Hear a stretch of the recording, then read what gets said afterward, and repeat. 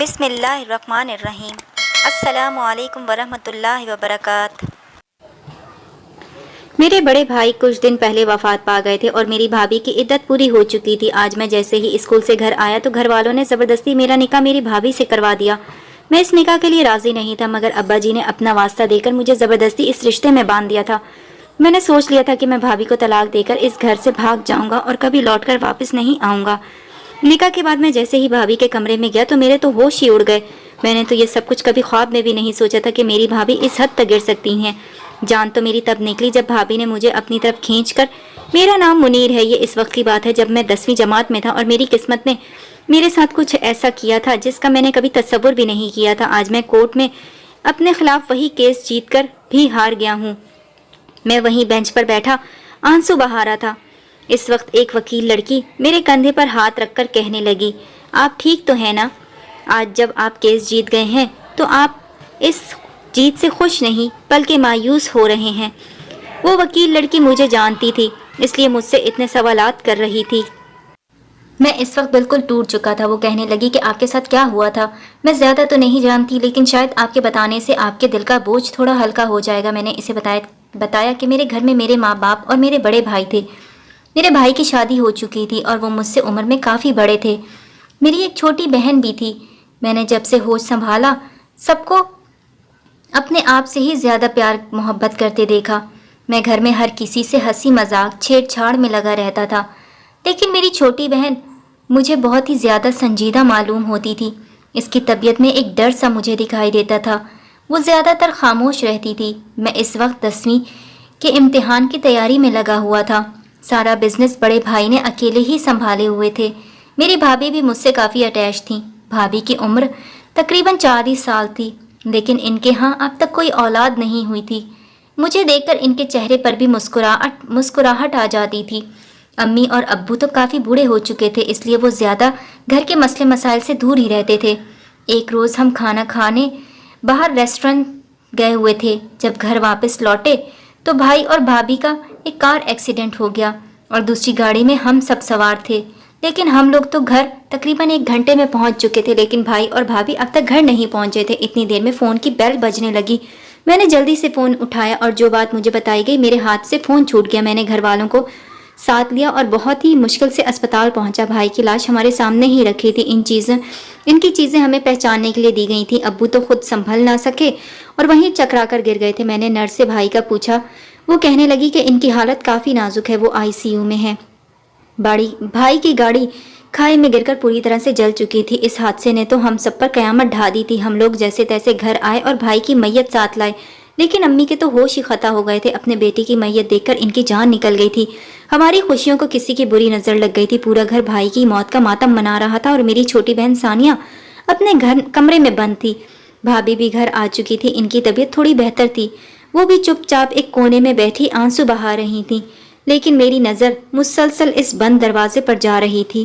حیرت تھی، ثانیہ اپنے بھائی کے آخری دیدار کے لیے بھی باہر نہیں آئی تھی۔ بہرحال ہم لوگوں نے بھائی کی تدفین کا عمل مکمل کر لیا تھا اور واپس گھر کی طرف روانہ ہو رہے تھے۔ تب میں نے رستے میں ایک جھاڑو لگانے والی عورت کو دیکھا تو مجھے حیرانگی ہوئی، کیونکہ یہی لڑکی تو اسپتال میں نرس کی ڈیوٹی انجام دے رہی تھی۔ میں نے سوچا کہ یہ سب میرا وہم ہے۔ ایک روز میں نے رات کو بھابھی کے کمرے سے کچھ آوازیں محسوس کی۔ میں فوراً بھابھی کے کمرے میں گیا تو بھابھی میری بہن کو ڈانٹ رہی تھی۔ مجھے دیکھ کر ثانیہ کو گلے سے لگا لیا اور ثانیہ کو دلاسا دینے لگی، مگر ثانیہ مجھے دیکھ کر اپنے کمرے میں بھاگ گئی تھی۔ میری تو سمجھ میں ہی کچھ نہیں آیا تھا۔ میں چپ چاپ اپنے کمرے میں چلا گیا تھا۔ ایک طرف ثانیہ کا برتاؤ اور دوسری طرف بزنس کی فکر مجھے کھائے جا رہی تھی۔ کچھ دن ایسے ہی گزر گئے تھے۔ بھابھی کی عدت پوری ہو چکی تھی۔ آج میں اسکول سے جیسے ہی گھر لوٹا تو میرے اوپر تو آسمان ہی ٹوٹ پڑا تھا جب میں نے وہاں کا منظر دیکھا۔ بھابھی دلہن بنے گھر کے لانچ میں بیٹھی تھی اور خاندان کے کچھ لوگ بھی اس وقت ہمارے گھر میں موجود تھے۔ امی اور ابو کے چہرے سے تو پریشانی صاف دکھائی دے رہی تھی۔ گھر میں کیا ہو رہا تھا میری کچھ سمجھ میں نہیں آ رہا تھا، اور ایک وکیل بھی گھر میں موجود تھا جو کچھ پیپر ہاتھ میں پکڑے کھڑا تھا۔ جیسے ہی میری نظر اوپر گئی ثانیہ اپنے کمرے سے باہر کھڑی مجھے کچھ اشارہ کر رہی تھی، شاید اس کے اشارے کا مطلب میری انکاری تھا، لیکن میری کچھ بولنے سے پہلے ہی میرے ابو میرا ہاتھ پکڑ کر ایک کونے میں لے گئے اور ابو نے کہا کہ جو میں کہوں۔ مجھے سن کر ایک زوردار دھچکا لگا کہ ابو مجھے بھابھی سے نکاح کرنے کو کہہ رہے تھے۔ میں نے کہا کہ ابو آخر آپ لوگ یہ سب کچھ کیوں اور کیسے؟ اتنی دیر میں امی بھی وہاں چلی آئیں اور کہنے لگی بیٹا ہماری اس وقت عزت تمہارے ہاتھ میں ہے، بس یہ سمجھ لو کہ ہم لوگ جو فیصلہ کریں گے اس میں ہم سب کی بہتری ہے۔ میں نے کہا آپ لوگ یہ سب کچھ کیا کہہ رہے ہیں؟ آپ جانتے بھی ہیں کہ اتنی دیر میں امی اور ابو میرے آگے ہاتھ جوڑ کر بیٹھ گئے اور کہنے لگے دیکھ تیرے ہاتھ میں ہی سب کچھ ہے۔ یہ سن کر میرا سر پٹنے لگا تھا۔ امی ابو یہ سب کیا کہہ رہے تھے؟ یہ لوگ مجھے کیوں زبردستی اس نکاح کے لیے راضی کر رہے تھے؟ میری بھابھی جو مجھ سے عمر میں کافی بڑی تھی، لیکن ثانیہ مجھے مسلسل انکار کا اشارہ کیے جا رہی تھی۔ پھر شاید بھابھی کی نظر اوپر گئی تو ثانیہ اپنے کمرے میں جا کر بند ہو گئی۔ میری سمجھ میں نہیں آ رہا تھا یہ قسمت مجھے کہاں لا کر کھڑا کر دیا ہے۔ پہلے بھائی کی موت کا صدمہ، پھر اوپر سے اپنے ہی بھائی کی بیوہ سے نکاح۔ آخر ایسی بھی کیا مجبوری تھی جو امی ابو مجھ سے ہاتھ جوڑے التجا کر رہے تھے اور میری ہاں کا انتظار کر رہے تھے؟ اور پھر بھابھی کی بھی کون سی ایسی مجبوری تھی جو وہ دلہن بنے آرام سے بیٹھی تھی؟ میں نے بہت ہی مجبور ہو کر نہ چاہتے ہوئے بھی اپنی بھابھی سے نکاح کے لیے ہاں کر دی تھی، اور میری ہاں سن کر تو امی ابو کی خوشی کا کوئی ٹھکانہ ہی نہیں تھا۔ وہ لوگ جلدی سے اس وکیل کے پاس گئے اور کچھ بات چیت کرنے لگے۔ ادھر میرا ذہن اب بھی کھٹک رہا تھا۔ ثانیہ مجھ سے کچھ کہنا چاہ رہی تھی، لیکن میرا بس نہیں چل رہا تھا کہ میں اوپر جا کر ثانیہ سے کچھ بات کر سکتا، اور نہ ہی وقت اور حالات نے مجھے اس وقت کوئی مہلت دی تھی۔ بہرحال بہت سوچنے سمجھنے کے بعد میں نے یہ فیصلہ کیا تھا کہ میں یہ نکاح کر لوں گا، لیکن کمرے میں جاتے ہی بھابھی کو 3 طلاق بول کر یہ گھر ہمیشہ کے لیے چھوڑ کر کہیں اور چلا جاؤں گا۔ پھر جو ہوگا دیکھا جائے گا۔ میں اپنے کمرے میں گیا اور فریش ہو کر لانچ میں آ گیا تھا۔ ادھر امی اور ابو وکیل سے مسلسل باتیں کیے جا رہے تھے، لیکن میرے دل و دماغ نے تو کام کرنا ہی چھوڑ دیا تھا۔ اوپر دیکھتا تو ثانیہ کا کمرہ بند ہوتا، بھابھی کی طرف دیکھتا تو ان کی ایک عجیب سی مسکراہٹ میرے دل میں شک پیدا کر گئی تھی، لیکن میری سمجھ میں کچھ بھی نہیں آ رہا تھا۔ کچھ دیر کے بعد ابو اور امی میرے پاس آئے اور میرے آگے پیپر رکھ دیے اور کہنے لگے کہ یہ نکاح کے پیپر ہیں، ان پر اپنے دستخط کر دو۔ میں نے بہت سوچا، لیکن میرے پاس اور کوئی رستہ نہیں تھا۔ نکاح پڑھانے کے بعد نکاح کے پیپرز پر بھابھی اور میرے دستخط ہو گئے تھے، اور اب بھابھی میرے نکاح میں تھی۔ مجھے تو نہایت ہی شرم محسوس ہو رہی تھی۔ ایک تو بھابھی مجھ سے عمر میں کافی بڑی تھی، اور اوپر سے میں نے ہمیشہ انہیں اپنی ماں کے روپ میں دیکھا تھا، اور اب یہ سب کچھ میری سمجھ سے باہر تھا۔ کچھ دیر کے بعد سب مہمان اپنے گھروں کو جا چکے تھے اور میں اکیلا تنہا اپنے گھر کے لانچ میں بیٹھا تھا۔ بھابھی کو امی ان کے کمرے میں چھوڑ کر آ گئی تھی، اور اب مجھ سے بھی بھابھی کے ساتھ بھائی اور بھابھی کے کمرے میں رہنا تھا۔ مجھے سوچ سوچ کر شرمندگی محسوس ہو رہی تھی۔ بھابھی کے ساتھ میں بھائی کی جگہ کیسے لے سکتا ہوں؟ میرے گھر والوں نے بھی ذرا لحاظ نہ کیا اور میرا اور بھابھی کا نکاح کر ڈالا۔ میں بہت غصے میں تھا۔ میں نے یہی سوچ رکھا تھا کہ میں کمرے میں جاتے ہی بھابھی کو طلاق دے دوں گا اور پوچھوں گا کہ آخر ایسی بھی کون سی مجبوری آ پڑی تھی کہ یہ سب کچھ کرنا ضروری تھا۔ میں غصے میں بھرا بھابھی کے کمرے کی طرف جا رہا تھا۔ میرے کانوں میں کچھ آوازیں محسوس ہو رہی تھیں، لیکن میں اس وقت کچھ بھی سوچنے سمجھنے کے قابل نہیں تھا۔ میں کمرے کی طرف قدم بڑھاتا گیا اور جیسے ہی دروازے کے پاس پہنچا، اندر سے آنے والی آوازیں سن کر مجھے تو اپنے کانوں پر یقین ہی نہیں آ رہا تھا۔ میں نے اس وقت اندر جانا مناسب نہ سمجھا اور چپ کر کھڑکی سے دیکھا تو میرے ہوش اڑ گئے تھے۔ میرا فوت شدہ بھائی اور بھابھی ہاتھوں میں ہاتھ ڈالے ایک ساتھ بیٹھے ہوئے تھے، اور جب میں نے ان کی باتیں سنی تو نہ تو مجھے اپنے کانوں پر یقین آ رہا تھا اور نہ ہی اپنی آنکھوں پر کہ میں نے جو کچھ دیکھا وہی سچ تھا یا پھر بات کچھ اور تھی۔ میں اس وقت اپنی قسمت کو کوس رہا تھا کہ میں تو بچپن سے خوشحال زندگی گزار رہا تھا، لیکن پھر یہ سب کچھ اچانک میرے ساتھ کیا ہو رہا ہے؟ آخر کون ہے جو مجھے ان تمام سوالات کے جوابات دیتا؟ پھر مجھے اپنی بہن ثانیہ کا خیال آیا اور میں دوڑا دوڑا اس کے کمرے میں گیا اور زور زور سے ثانیہ کے کمرے کا دروازہ بجانے لگا۔ کافی دیر بعد ثانیہ نے دروازہ کھولا۔ میں نے اندر جا کر دروازہ اندر سے لاک کر دیا اور وہ مجھے دیکھ کر رونے لگی۔ فی الحال میں نے اس وقت ثانیہ کو تسلی دی۔ میں نے کہا ثانیہ یہ سب کچھ میرے ساتھ کیا ہو رہا ہے، اور آخر تم بھی بالکل چپ کھو۔ میں نے روتے ہوئے اپنی بہن کے آگے ہاتھ جوڑ دیے۔ مجھے روتا دیکھ کر آج ثانیہ کی خاموشی ٹوٹ گئی تھی۔ وہ کہنے لگی منیر بھائی یہ سب کوئی نئی بات نہیں ہے، یہ سب کچھ سالوں سے چلا آ رہا ہے، لیکن آپ تو بس گھر والوں کی پیار محبت میں سب کچھ بھول گئے تھے۔ آپ کو جس دن سے اس گھر میں لایا گیا تھا یہ سب کچھ اسی دن سے چل رہا تھا، اور آج اس کا اختتام آپ کے نکاح سے ہونا تھا۔ یہ سب کچھ سن کر میرے سر پر آسمان ٹوٹ پڑا تھا۔ میں تو کچھ بھی نہیں جانتا تھا ثانیہ میری ماضی کے بارے میں کیا کہہ رہی ہے، لیکن یہ میری سمجھ سے بالکل باہر تھا۔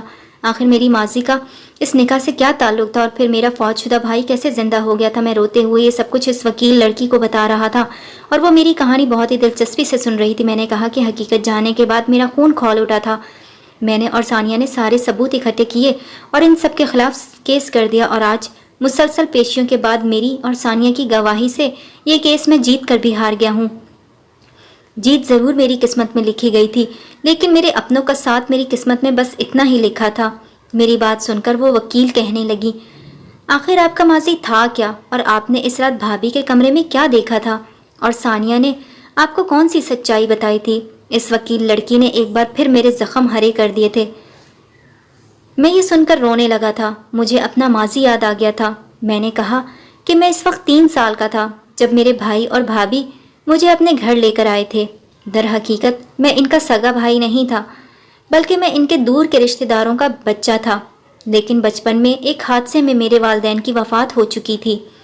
تب ان کی وفات پر پورا خاندان جمع تھا اور ہر کوئی مجھے اپنے گھر لے کر جانا چاہتا تھا، لیکن بھائی اور بھابھی کے بہت اصرار کرنے پر مجھے ان کے حوالے کر دیا گیا تھا، کیونکہ ان کی کوئی اولاد جو نہیں تھی، اور خاندان والوں کو لگتا تھا کہ ان کے گھر کوئی اولاد نہیں ہے تو وہ لوگ میری ذمہ داری بہت اچھے سے نبھا سکتے تھے۔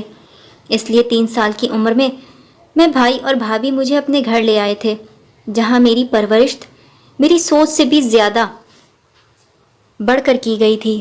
مجھے اتنا پیار اور محبت دیا گیا تھا کہ مجھے کبھی احساس ہی نہیں ہوا تھا کہ میں اس گھر کا بیٹا نہیں ہوں، اور امی ابو نے تو مجھے خوب لاڈ پیار سے پالا تھا۔ شاید میرے اس لاڈ پیار کی وجہ سے وہ لوگ اپنی سگی بیٹی ثانیہ پر اتنی توجہ نہیں دے سکے تھے، اور وہ بچپن سے ہی احساس کمتری کا شکار ہو گئی تھی، اس لیے وہ سب سے کٹی کٹی رہنے لگی تھی۔ لیکن جب میں نے ثانیہ کو اس دن بھابھی کے ساتھ ان کے کمرے میں دیکھا تو مجھے بہت عجیب لگا۔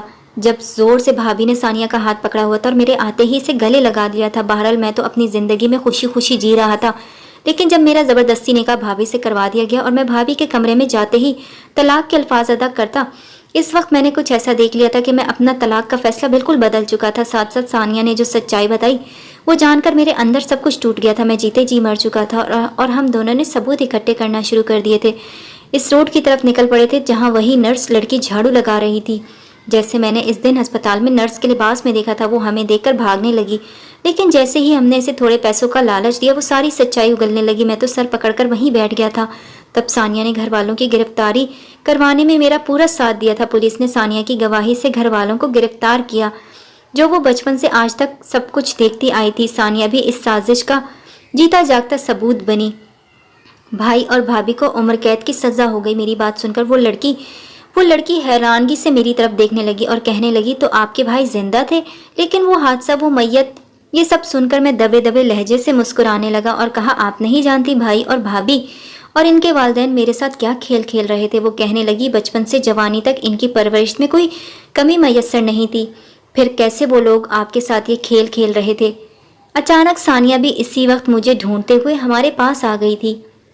میں نے ثانیہ سے اپنے گھر والوں کی خیریت پوچھی تو ثانیہ کہنے لگی، حیرت ہے منیر بھائی، آپ نے کورٹ سے ان کے خلاف کیس جیت کر بھی انہیں معاف کر دیا، جبکہ بھائی اور بھابھی کے ساتھ وہ بھی سازش میں برابر کے شریک تھے، اور اگر وہ اپنی سازش میں کامیاب ہو جاتے تو آج آپ اس دنیا میں ہی نہیں ہوتے۔ یہ سن کر میں مسکرانے لگا۔ میں نے کہا، ثانیہ جو بھی ہو، آخر وہ ہیں تو میرے ہی ماں باپ، انہوں نے جو کچھ بھی کیا وہ اس پر بہت شرمندہ ہیں، اور میرے لیے یہی کافی ہے۔ ہاں، میرا بس نہیں چلا، میں تو بھائی اور بھابھی کو بھی معاف کر دیتا، لیکن ثانیہ تم نے مجھے ایسا کرنے سے روک دیا تھا۔ ثانیہ کہنے لگی، بچپن سے لے کر آج تک جو کچھ ہوا بھائی اور بھابھی ہی آپ کے اصلی گنہگار ہیں، لیکن یہ تو آپ کا بڑا پن تھا کہ سب کچھ جان کر بھی آپ نے کبھی بھائی اور بھابھی سے کوئی سوال نہیں کیا۔